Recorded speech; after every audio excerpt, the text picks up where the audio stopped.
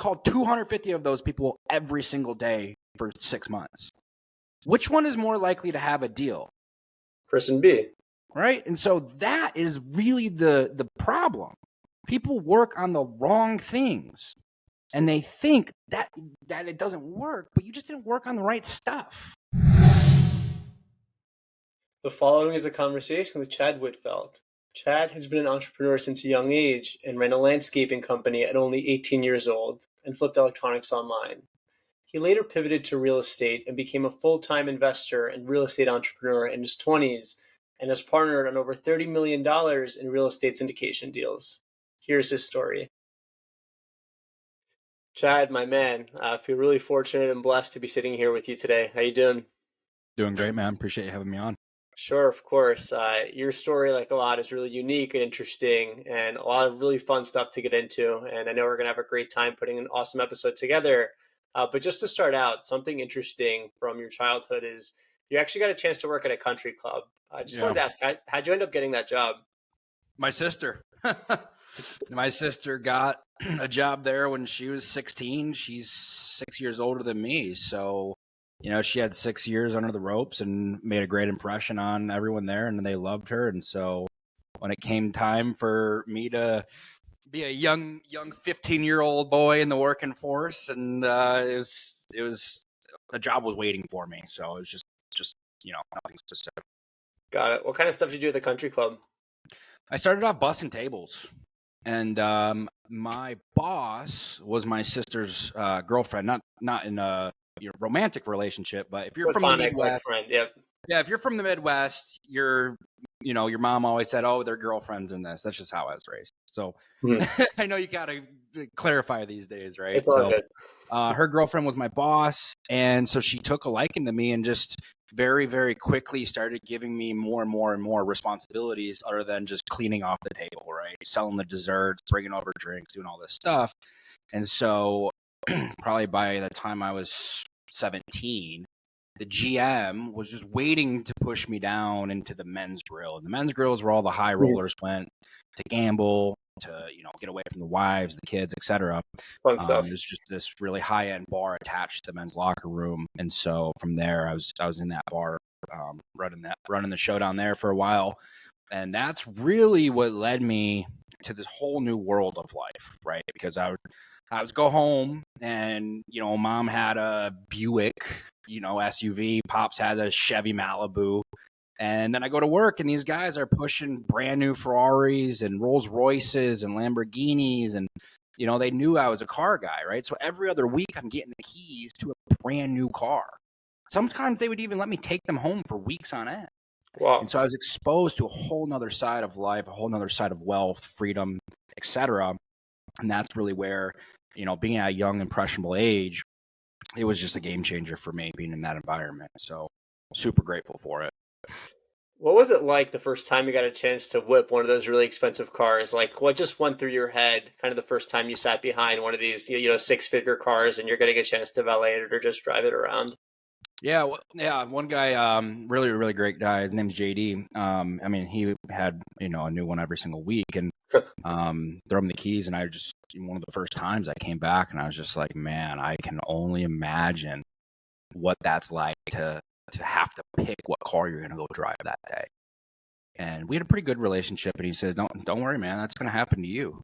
You're going to have that too, man. And so I think, that when I'm verbally processing this because I've never been asked that question. It's a good sign in a podcast. Yeah, it's a great start, right? And I just think having that conversation after the first time driving that really changed the gears from how can I versus I can't, you know what I mean? And so, to this day I have 4 vehicles and, life's pretty good. Right. And so, I just being in that environment with those types of men was really fantastic because you have ultra high net worth who aren't good men. Right. These were ultra high net worth who were good men and saw a side of me that they wanted to pour into. So it was a very, very, very, transformational place in my life. I like how you made that distinction. There's good versus the bad. Obviously it's better to have more resources, but I think if generally it's better to be a good person, obviously, but if you use them for good, typically, I think you're probably happier anyway.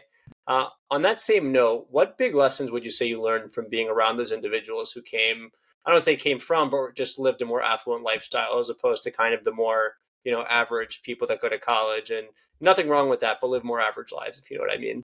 Yeah, I love that question. And it stands out to me to this day, especially with my new ultra high net worth network. People who really got it, like they really got it going on, they're not going out of their way to tell you that they got it going on. Does that make sense? Yep. So the guy who's like, yeah, check out my new Rolex, check out this new car. It's always in your face, in your face, in your face. They probably don't really got it going on. A lot of that's bad debt. A lot of that's high interest rates. A lot of that's stretched, liquidity as far as it can go. The guys who really got it going on, they don't care, man. They know what they got. They know what they're about. They know their values. They're full in all of their confidence in their being that they don't need to shove it down your throat.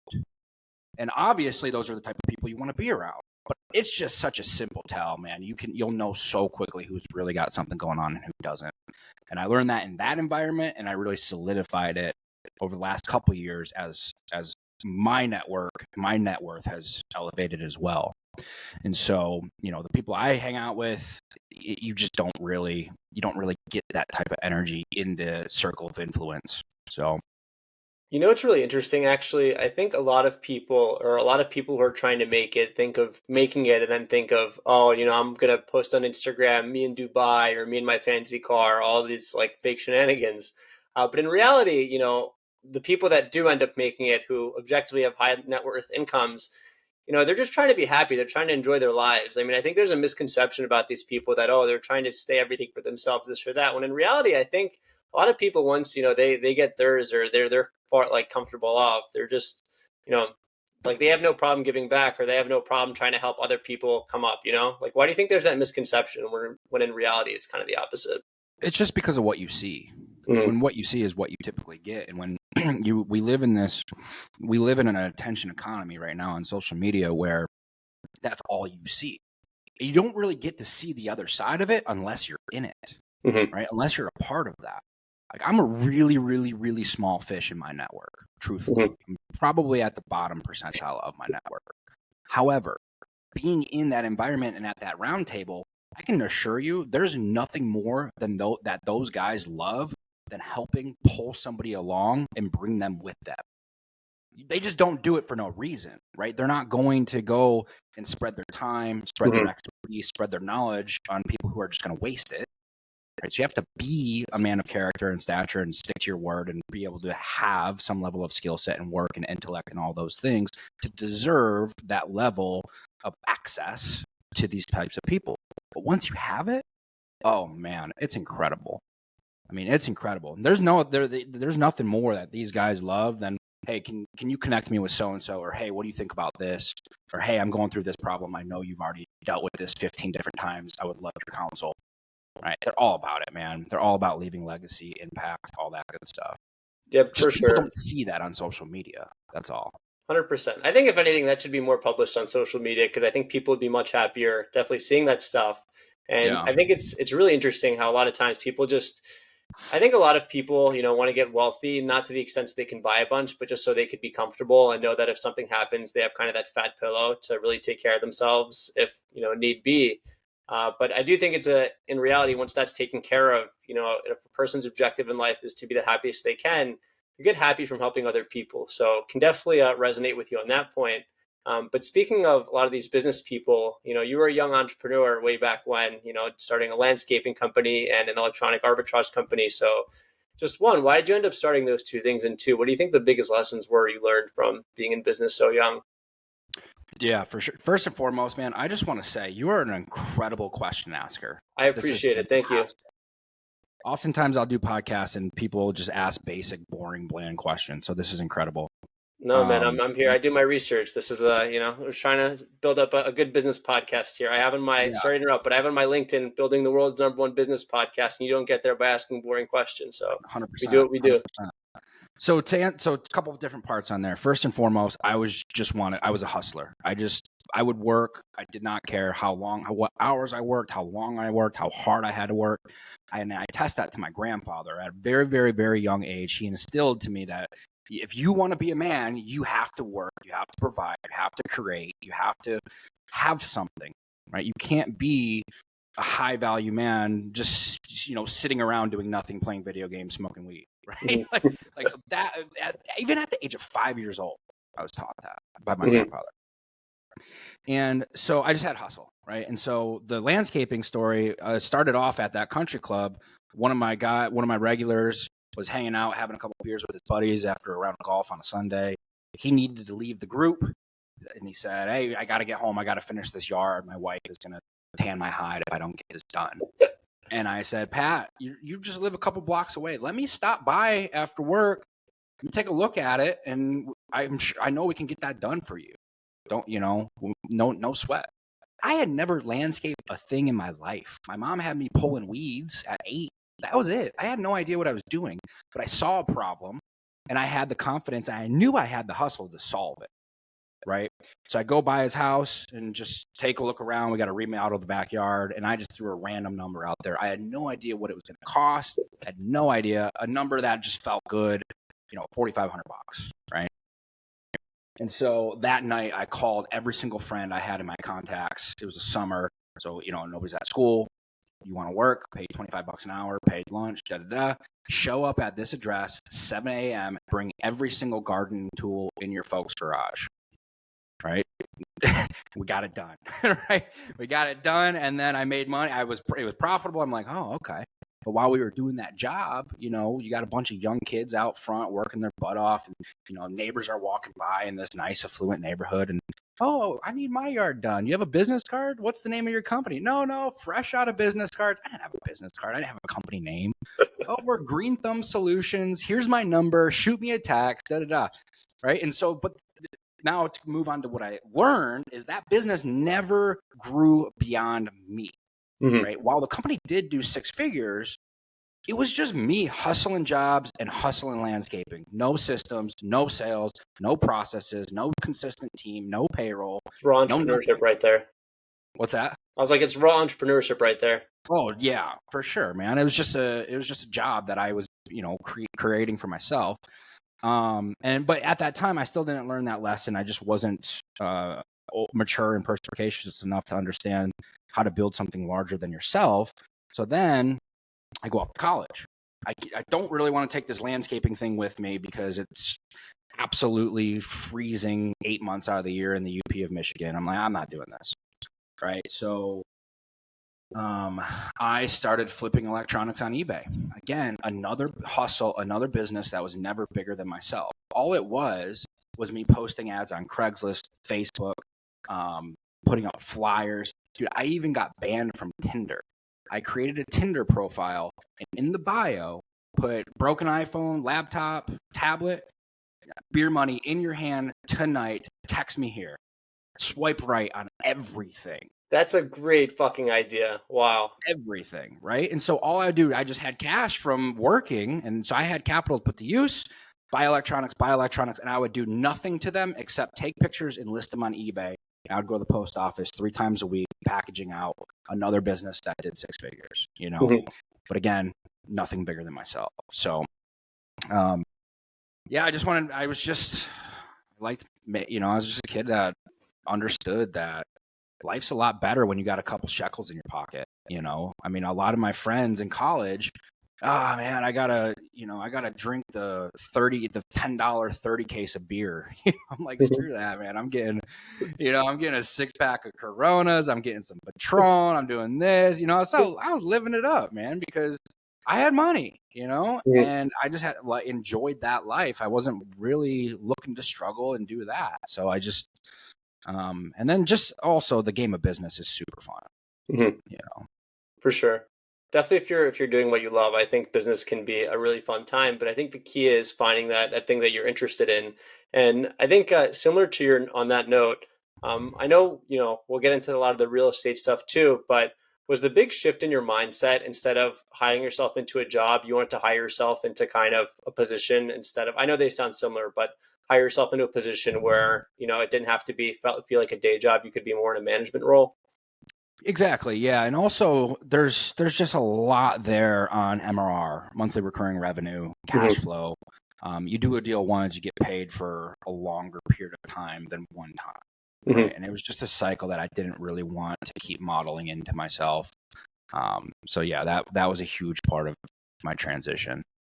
So why did you end up, I mean, it's a natural transition from landscaping to real estate, but why did you choose real estate as the specific industry to go into and really build your legacy in? Yeah, so it actually just kind of happened out of happenstance. I graduated college, moved over to Colorado. I've lived there for the last 7 years. Recently, now I'm in Arizona. But when I first moved to Colorado, I was just out at a bike park. I was looking for a friend. This young guy was pulling his bike out of his car. I said, "Sweet bike, man. What, we just started. You want to ride?" Started having a conversation. And I got to, what do you do? What do you do for work? And he was just getting started, probably a month or two before I met him, with a group of guys buying apartments using a model called syndication. And I was like, no way, that's really interesting to me. And that's a longer story on how it all got involved and all that stuff. But that was really the happenstance, right time, right place, friendly smile.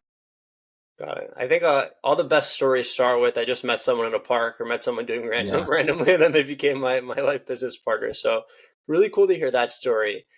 So what was it like kind of just starting out in real estate syndication? Did you work with them for a bit and then kind of venture off on your own, or have you just kept that partnership throughout and that's ultimately what became Blue Spruce Holdings? Yeah, great question. So I worked with them for the better part of 3 years. And when you're first started getting in syndication, it's very, very feast or famine. You can work tirelessly on putting a deal together and then have that deal not go through at the top of the hour, right? At the bottom of the hour. You either get outbid, the inspection doesn't go through, the lender pulls out, Always an issue. Yeah, man. I mean, you just work your absolute butt off and then the deal might not go through. And so I did that for 3 years. Never really made a whole lot of money doing it directly like that model. However, I learned a lot. I learned a lot. Because at that point, everything was just manual labor. I would call 100 something brokers a day to find a deal, calling investors, just picking up the phone, dialing, right? And very, very quickly, I realized this isn't super sustainable, isn't super scalable. And that's really where my focus started to shift on building acquisition systems. So I started building them out for that company. A lot of the players in the industry saw what I was doing. Nobody else was really doing this. This was really when even just like ClickFunnels was just starting to take off. So this is quite some time ago. So this was 8 years ago. 30. That was when I started when I was 22. 21, 22, 8-9 years ago. And so, yeah, I brought a lot of that model to the industry. It hadn't really been seen before. Then I started getting approached by other operators. How can I have you build this into my company, et cetera? So then from there, I really just started becoming an integrator for other real estate operators for fees, right? Because at the time I knew what I was doing. It wasn't like completely refined. It wasn't completely proven. All that Close good enough. stuff. Yeah, exactly. Right. So today it looks a lot different going through, a decade of iterations. And so today, yeah, we partner with all different sorts of real estate operators to be their hands-on integrator, done for you acquisition systems on deal and money. Got it. That's really awesome to hear. Would you say most of your partners you're helping them out from an operating point of view, or most of them are LPs kind of looking to invest with you?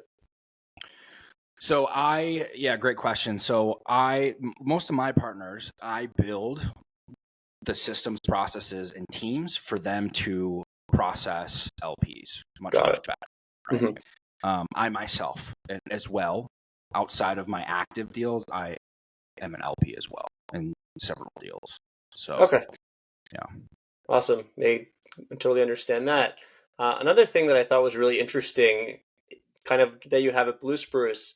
Obviously, when you're doing real estate deals, a lot of it depends on the economy, kind of who the lenders are, the terms you get. I mean, as you mentioned earlier, there's a million different things that go into every deal. But one of the things that you guys discuss is you guys have really rigorous underwriting criteria. So without revealing too much, because I know that might be part of your guys' secret sauce, what are some of the things you look at before deciding to underwrite a property? Yeah, so three things there. First and foremost, Blue Spruce has dissolved probably 3 years ago due Got it. to a mitigation of alignment and partnership, plain Hmm. and simple. Number two, I was never an underwriter. Number three, just to shed some quick light on that, you really just want to find the story, Hmm. right? And this is kind of really any acquisition in general, right? Obviously, you have your numbers, but what's the motivation, right? Is the reason the property is 30% under on rent rates because the owner just gave up? Or is it because it's in the wrong part of town? Is it because it's completely undated or outdated, right? So there's so many different levers and so many different things you can pull to make a deal work. Now, speaking directly to cap rates and force appreciation and what numbers and how to pull them, I'm not the underwriter. It's not something I really feel expertise and compassion to speak on. Okay, got it. So the biggest thing you would say generally before investing in a property, whether you're doing it from kind of an LP perspective or however other perspective, is really to know the story behind it, and from that story be able to identify if it's a good investment opportunity. Well, specifically from an LP perspective, when it comes to, I mean, most of the operators and the deals we work with are 506C for accredited investors only. So you're Hmm. typically attracting pretty high net worth individuals, and most of these deals have a $50,000 minimum investment. And so what those types of people care about looks a lot different than the guy who wants to post on Facebook he just did a deal because it makes him look good. Hmm. Right? When you're starting to get to that accreditation level, including myself, we really care far more about the Buffett model than really anything else. Right? Don't lose money. And the number one way to lose money in a syndication is by placing it with an inexperienced operator, Hmm. right? The guy behind the deal. And so really, for me, the most important story isn't always necessarily the property. It's the operator, Hmm. the story behind the guy who's putting the deal together, who's putting the asset management in place, who's forcing the appreciation, who's managing the deal, managing the rent rolls, doing all that. That's who I care about the most, right? So that's what I personally invest off of. I think that's a really, no, it's definitely a great investment approach in the sense that you want someone who's there to do the work and not just kind of flex or do all that, those other shenanigans. So definitely couldn't agree with you on there. On another note, another thing that you mentioned or spoke about is kind of delaying gratification and how a lot of times people, want the result right away. But in reality is you have to do a lot of work to get the result. So if someone came up to you and asked you, how can I really practice delayed gratification? What would you tell them? Oh, that's a fantastic question. First, start with your dopamine. Hmm. If you can manage and moderate dopamine, that's a really really important first step. What that looks like is no endless scrolling. You can't be For scrolling sure. TikTok, YouTube, Facebook, etc. Don't watch porn, right? Don't drink sugary things, right? The things that you get that dopamine hit turn into a habit. And if you can delay and control that and replace it with healthy habits, right? Walk 10,000 steps a day. For me, it was alcohol, right? I Hmm. can only drink alcohol once a week.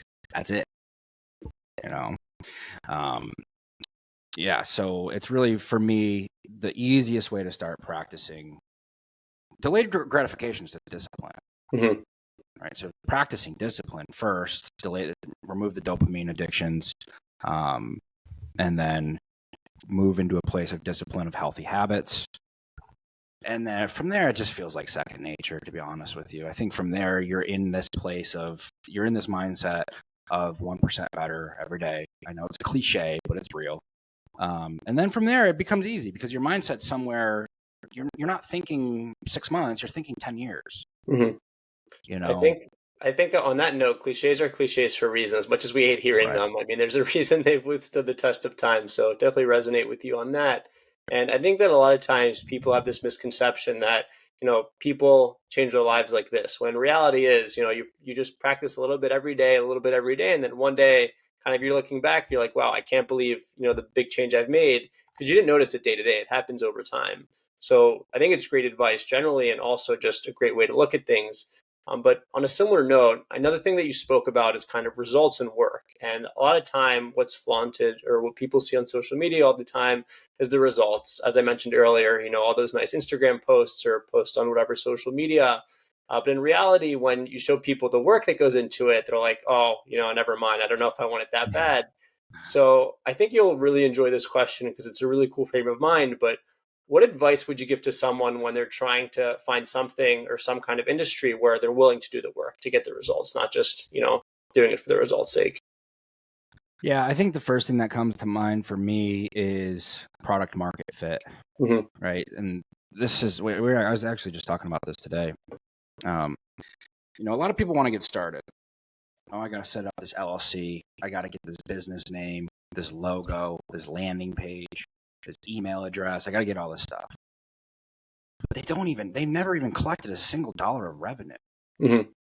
Right. So before they even decide, hey, do I have a viable product that the marketplace needs and is willing to pay for? You don't need go procure some revenue before you go worry about the other stuff. Right. And so I see this time and time again, but and ultimately my theory is a lot of that revolves around just mental masturbation. And I see it a lot. Right. So person A, right? He reads all the books, sets up the logo, the landing page, the website. Let's pull back first.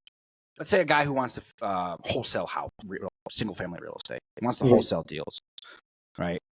Person A goes, sets up the logo, landing page, website, LLC, pitch deck, all this stuff. Downloads 6 different ebooks, joins 2 different programs, goes to 7 different conferences. Right, 12 months goes by and he says, man, I haven't closed a single deal. This doesn't work. It doesn't work in this market. It doesn't work because of the interest rates. It doesn't work because it's too competitive. Right? Every reason under the sun. Person B, he skipped it all. Right? He didn't get a logo. He didn't get a website. He didn't get any of that. What did he do? He called 200 people that have their house for sale on Zillow a day. Daniel, looks like you're selling your house on 157 Main. You interested in a cash offer today? You called 250 of those people every single day for 6 months. Which one is more likely to have a deal? Person B. Right? And so that is really the problem. People work on the wrong things. And they think that it doesn't work, but you just didn't work on the right stuff. Because working on the right stuff is boring. It is so boring. You don't get to go post your new logo on Facebook, right? Like you post your new logo on Facebook. Oh, I'm starting this company. Get 100 comments. Oh, that's fun. That's sexy. You tell the world, right? You're not telling the world, hey, I called 200 people today, and 197 of them told me that I was the bane of their existence and to go F myself, right? That's not fun. That's not sexy, right? So if you're looking to get in this place, just understand it's not probably what you think it is. The work that you're going to do to get to the end result is going to ultimately be pretty boring on the day-to-day it's going to suck. Until you can get to the place where you can remove yourself from the role. You've done it successfully. You have SOPs. You remove yourself from the role, put a person in that role, and you move on to the next thing. And now you're building a company instead of a hustle, right? Yeah. But on the No, sorry, you were saying? No, after you. I was just going to say, the day-to-day of it isn't like this glamorous thing. Like it's just work, right? On that note, would you say that people who are able to kind of build successful companies do so because they're just so good at the day-to-day and they're just so ridiculously efficient at those kind of tasks that they're able to take a step back, and whenever they hire someone to do the role that they were doing previously, it's not the fact that person, kind of the CEO or executive, doesn't know how to do it, but it's because if that person under them or below them, the org structure has an issue, it's that executive knows how to solve it like that because they've put in an ungodly amount of time and an ungodly amount of effort. Yeah, or they hired the right person and they did it quickly, right? And here's another thing too, like if you're starting from zero, let's say you got 10 grand in the bank, right? The business you start today probably isn't going to be the business you die with, right? That's pretty common. And so I will say for certain, it is far easier to start a successful company when you have money, when you have liquid capital. For sure. So yeah, I don't know exactly where I'm going with that, but yeah, No, I think it's all good. I think most of them. I think the most common habit I see with ultra successful. I mean, we're talking multiple 7 and 8 figure business owners I have in my network. They're really good at saying no, right? And I think early entrepreneurs, they constantly get poised with all these different opportunities. Let's use another arbitrary example. Let's say you're interested in drop shipping. You want to drop ship e-commerce on Shopify or Amazon or whatever. The second you go and search anything about that business model, you are now in a perpetual trap of shiny objects in the make money online space because of how advertising and algorithms work, right? And when you don't really have that proof of concept, that foundation that this is exactly what I want to do, you're getting stuck in this path. You'll very, very quickly potentially get stuck into a path of opportunity hopping from one to the next, and you never worked at one of them long enough to see any fruit from it. And so that's one thing that I definitely find extraordinarily common with high level people is they make decisions quickly, and typically a lot of those decisions are going to be no. On that note, because a lot of people, as you mentioned, jump from that shiny object to shiny object thing, but really successful people know how to be decisive, know how to kind of stick through it and really build something and make those tough decisions. Do you think that a factor of their success is the fact that they're doing what they love, or just the fact that they know kind of how to hustle? Or it might be a combination of both? That's a good question. I don't know if I can speak to that directly. I don't really know, because I do know successful business owners who don't necessarily love their business. They just do it because they know they have to, right? They get up and do the thing because they know they have to, regardless if they want to or not. But what comes to mind for me, I guess, just on decision making in general, Alex Hormozy broke this down pretty good. And he said the way to become over 7 times more efficient than the average person, right? Let's say it's Monday and there's something you need to make a decision on in your company, in your life, etc. Person A, 5 minutes, yes or no, right? Decisions made, day's over. Person B needs the entire week to make that decision. So by the end of the week, person A has already decided 7 times more than you. And those decisions are ultimately what pull the needle forward. Even if it's not the right decision and you make a mistake, you learn something along the way. And it makes me laugh when I think about it, because when I first started dating my significant other, she would be like, "Hey, you want to go do this? No. You want to go do this? No. You didn't even think about it. I don't need to. I don't want to. No." And in the beginning, I'd tell her, I said, "I don't think you've been told no enough in your life." But now she just laughs and she gets it. But yeah, I don't know. I just can say no so easily because over time, that has been a very, very net positive in my life. Sure, maybe I've missed out on some opportunities, but I've also avoided a lot of crap that I did not need.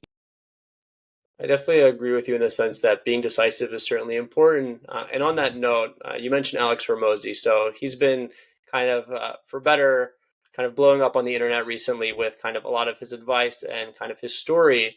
But one of the things that I saw you discussed, or you had a post about how he's one of the best business minds of this generation. And specifically, one of the things mentioned there was that he gives away a lot of free stuff that typically, businesses or companies try to charge thousands, hundreds of thousands, if not millions for. In your opinion, why do you think he's able to do that, obviously for free, yet be more successful than the people that try to charge, zillions of dollars for it? Yeah, I think I think first and foremost, I personally feel like Hormozy is like the Elon Musk of the entrepreneur community. I think what that guy's done for the community is revolutionary and extraordinary. So I hold him to a really, really high regard. And so there's my bias. And I just think it's because he's actually a product of his knowledge. Right? A lot of people want to sell knowledge because they need the income from that knowledge. He's already created the income from the knowledge. Mm-hmm. I'll just give it away to you. It already served me. He doesn't need to make the money. He's already made the money from doing the thing he's giving the advice on. And so I have a lot of respect for that as well. So, yeah. It's a fair note there too. On another note to what you said earlier, you've been with your significant other for quite some time now. So do you have any relationship advice for people looking to find their significant other? Yeah. Well, I mean, I can only speak from from a male perspective, right? It's all good. From the men's perspective, don't cancel me.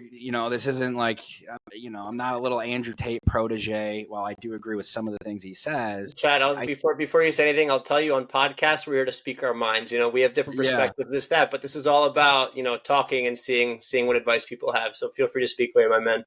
For sure. All right. So on the Andrew Tate stuff, right? Obviously, there's a lot of extremisms there. Mm-hmm. However, if we can pull a lot of that away and see the underlying message to young men is be as strong, able-bodied as you possibly can.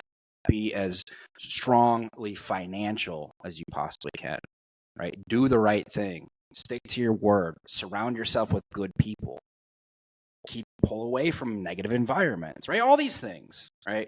And so for me, and again, the cliche, like for me, I just feel like if you want to attract a really incredible woman, you have to be an incredible man, right? A lot of these guys want to say, oh, the women these days, they're all on OnlyFans. They're all at the club. They're all doing this. But what about you, my man? What do you bring to the table, dude? Mm-hmm. Because I can assure you a high value woman doesn't want a scrub who can't protect and provide and create a positive environment for her and her family and lead her. Mm-hmm. Right. So you have to be that guy to have that type of woman. And I'm not saying I was always that guy. Right. It really wasn't until I put an extraordinarily cognizant effort to becoming that person that I found and attracted my person. Right. So that's first and foremost. I mean, just on the day-to-day, like I don't like relationships shouldn't be work, but they are effort. For sure. Right. And I think a lot of people want to have this incredible, loving, caring, compassionate, patient, forgiving relationship, but they don't really put the effort in building the foundation to get there. Mm-hmm. Right. And so just a couple different things that come to mind. Me and my significant other, we pray together twice a day. We have one meal together every single day. We walk 2 miles together every single day, right? So we do these things. We pour into each other. We tell each other what we're grateful for in one another, right? So we're constantly showing love and affection and appreciation for each other. And from what I've seen from other relationships who come to us and say, I wish we had what you guys had, I don't really necessarily completely understand the level of time, effort, and intent we put in our relationship to get there. Right? It's kind of like, to me, a really, really healthy relationship, right? Like, let's call that like an 8-figure company, mm-hmm. right? While we're on the topic of business, right? Because an incredible relationship can be life-changing, truthfully. And then a horrible one can also be life-changing in a bad way. Right. But the point being, you're not going to build an 8-figure business just by like walking through the ropes and by happenstance. Right. And so I'm not saying you need to treat your significant other like a CEO or a business partner, but for us, like, it's just effort. We just put in effort, and it's been really, really awesome. I think it's probably equal parts effort, equal parts effortless, if that makes sense to make it work. But beautiful to hear that and appreciate that. But on the topic of business, one of the things that I saw that you posted that I thought was really inspirational and really touching, and people will think kind of really ironic for someone who's a CEO, kind of, has built himself a bit of a life in real estate. You mentioned buying yourself a Rolex when you first felt like you made it, kind of as a token of, I was able to do something. But you said after some time passed, you looked at it and you just didn't get the same feeling kind of looking at it. But what you really had happiness from was the watch that you got from your grandfather before he passed away. So why do you think in that moment you felt more from, a family watch that clearly meant something to you versus something that was an extravagant luxury item? Yeah, primarily because the Rolex never would have happened if it wasn't for my grandfather's influence that he put onto me. You know, And so, I mean, just materialistic things in general, it can be really challenging when you first look at them, right? Like having the thing you've never had gives you short-term gratification, but it doesn't necessarily really last that long. Even more so, even when you start to talk about higher dollar items, and as you grow in affluence and network, right? The $300,000 Lamborghini might be a really, really big deal one day, but you move to a new part of town, you move to a new neighborhood, you get around more people, and now you're hanging out with guys that got $30 million jets. Your $300,000 Lamborghini ain't anything, right? So it's this constant, ever-evolving door, and I just personally feel like if you put too much identity behind that, you're going to lead yourself to a perpetual state of disappointment and comparison. And so I just don't think it's really a great model to embody and resemble success personally.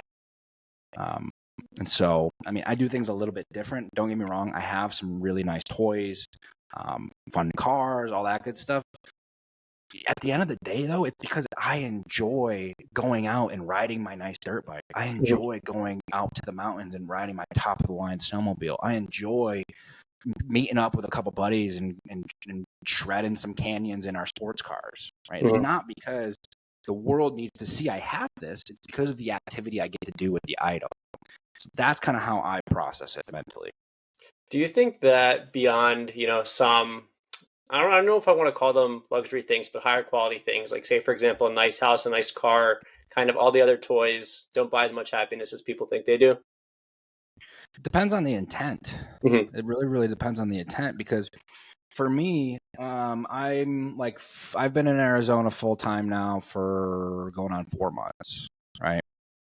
And within the first month, I met some really, really good friends. I got some really solid guys here, and I met them through riding dirt bikes, driving our sports cars, right? And so it really just depends on the intent. Like if you're buying the thing to be like, hey, look at what I got, I'm amazing. Or if you're buying the thing because you enjoy the activity that that thing brings you, and if it can put you in some awesome networks and awesome groups of people, even better.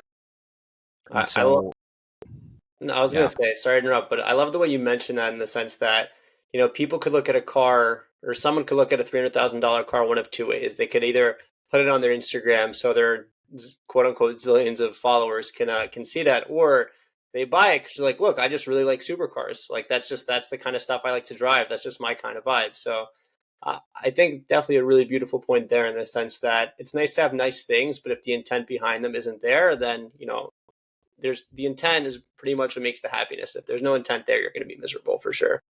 yeah. Definitely resonate with those points. A few other things that I think you'll really enjoy getting into. If you could give advice to your younger self, what would it be?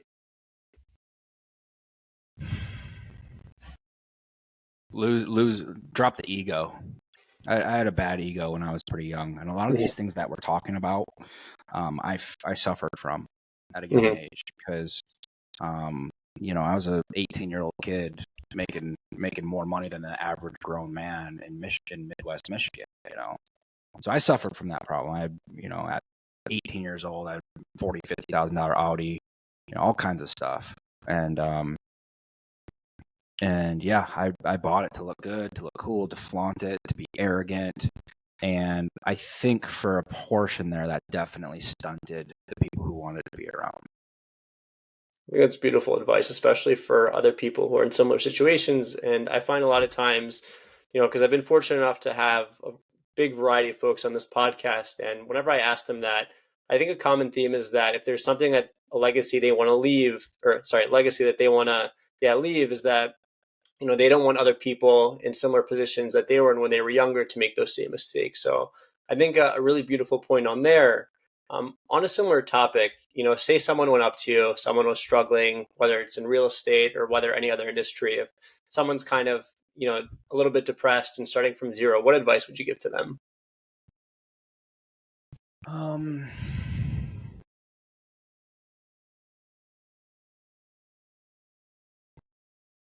Skills pay the bills. Skills pay the bills. And stacking skills is ultimately the ladder, in my opinion, to the golden days, right? So let's use it. Let's break that down into an example. Let's say you wanted to start, like, a pretty hot topic right now, SMMA, social media management agency. Yep. Very hot topic, by the way. May Right. I add? So skill number one, you learn how to be a persuasive writer so you can copyright. Okay, great. You got a skill. Then you stack another skill on top of that. Well, how can I drive people's attention to my writing? Okay, well, now you stack the skill of media buying. Okay, well, now I got their attention, and now what? Now I'm going to learn how to use customer ascension so I can control my conversion rates, right?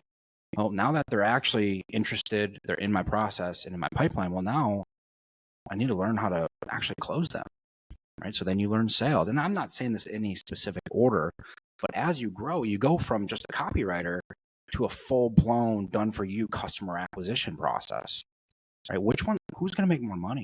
Who's going to have more opportunity, right? Who's going to have a bigger business? And so stacking skills, like this first skill if you're like, oh, I want to learn how to do this, that should be step one, right? The more skills you stack, the more successful you can be. And ultimately, I'm biased because this has worked really well for me. I would prefer to pay money to learn skills, man. I really do. I would prefer to pay someone a couple grand than waste a year and a half doing it on my own, personally. Now that is a very double-edged sword. You have to be very, very careful. Committed. Yeah. You have to be very careful with who you take that path with, because we live in that economy where people are charging for basic level knowledge, basic level skills, etc. But finding someone genuinely doing the thing you want to learn and being in a position to pay them to mentor you, to teach you, to give you the resources, the education, the tools, etc., is an awesome growth hack, in my opinion. Yep. And then I think on the second point of that is kind of going back to what I was saying earlier. No, it takes working on the right thing for a long enough period of time. And going back to Mosey again, like he made this little short video and said something about, oh, I had this mentor and he told me to put out 200 flyers. And I put out 200 flyers and I didn't get a single call. So I called him and he said, hey, I put out those flyers, nothing happened, this didn't work. Because yeah, we put out 250 flyers a day. A day. And so he ended the point with, you have to do the thing for a reasonable amount of time to show whether it works or not. And so, avoiding the trap of opportunity hopping will also be a great framework to be operating from as somebody who's brand new. Yep, I definitely think that's wonderful advice. And I also think that, if you build all those skills, you're going to kind of, without even realizing, unless you look back one day, be like, wow, I learned all this stuff and I was just trying to learn little by little. So it definitely resonates in the sense that, you 1% better every day, and then you'll be surprised with that mindset, the strides you're able to make. So definitely awesome advice there. On another note, do you have a dream dinner guest? Well, I would just say Hermosi, just out of ease of access of him being on the topic of discussion. It's funny though that you asked that. I have guys in my network who were people I never even thought I would get around. One of the guys in my network, he owns one of the largest garage door companies in the entire world, $1 billion company, and go to dinner together, go to church together, hang out together, things like that. And so, but yeah, I mean, it's one of those things, like getting around those types of people is very, very, I don't want to say it's a long conversation. It's just tricky. You have to be going about it the right way. Would you say it's more an art than a science? A lot of it, like what's worked really well for me is just being unapologetically myself, right? Being able to show up, being able to meet somebody, being able to go to a dinner, go wherever, whatever room, and being able to show up and be me and just be able to show people I don't have an agenda, right? And that's hard to do at first, especially when you're first starting out. But when you got something for yourself going on, you don't need to necessarily have an agenda onto other people. So. Got it. I think it's a great way of looking at it too. And I think a lot of times these opportunities are sometimes the harder you try to kind of come with an agenda, the more you'll repel the person. But at times, if you're just kind of going just to give a compliment or just to say something with no agenda, interesting enough, that's when stuff starts to work out. But if it helps, I'll tag Hormozy in the Insta post. So we'll see if you guys could get that dinner set up. Would be a cool story. But on two other quick notes, you've done a lot in your life, and I'm sure we'll still accomplish a ton. But up until this point, what would you say has brought you the most happiness? Most happiness, getting closer to my faith in God, and then finding my significant other have been the most fulfilling things in my life recently. I think those are really awesome and beautiful answers. And on a parting note, at the end of your life, man, what do you want to be remembered for, or what legacy do you want to leave behind? I guess I haven't really thought about that very much because I don't have kids yet. That's on the list here relatively soon in the next couple of years. I think in this place it's kind of dynamic, right? I think where I'm at right now, like when I die, I want to have a funeral of celebration. I want my life to be celebrated, filled with people that I left a positive impact on. It's kind of simple, kind of boring, kind of bland, but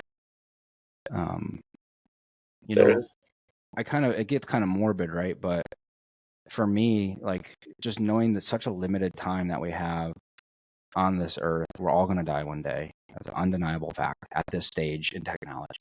Right? Why for me, like, and it's easy to say now. I couldn't always say this, but I don't necessarily feel this need to put so much pressure. I have to do this. I have to do this. I have to do this. I want to enjoy the life that I have. And I worked really hard to have that life, and I still do so to this day. But at the end of it, like I'm just not the guy who wants to work 120 hours per week for the next decade. You know what I mean? And so I'll probably never be that ultra billionaire guy. Probably not. And nor do I necessarily really want to. Right? I think it's all about the pace that works for your envisionment of your life, and that's kind of where I'm embodied right now. I think that's a really beautiful answer, and may we all have a vision like that and get to where we got to get to. But Chad, my man, it's been an absolute pleasure. Absolutely. I appreciate all the intellect and incredible questions and research you did. I'm thoroughly impressed. Of course. Thank you, man. Thank you for listening to my conversation with Chad Wittfeldt. If you enjoyed the episode, rate the show on Spotify, drop a comment on YouTube, and subscribe.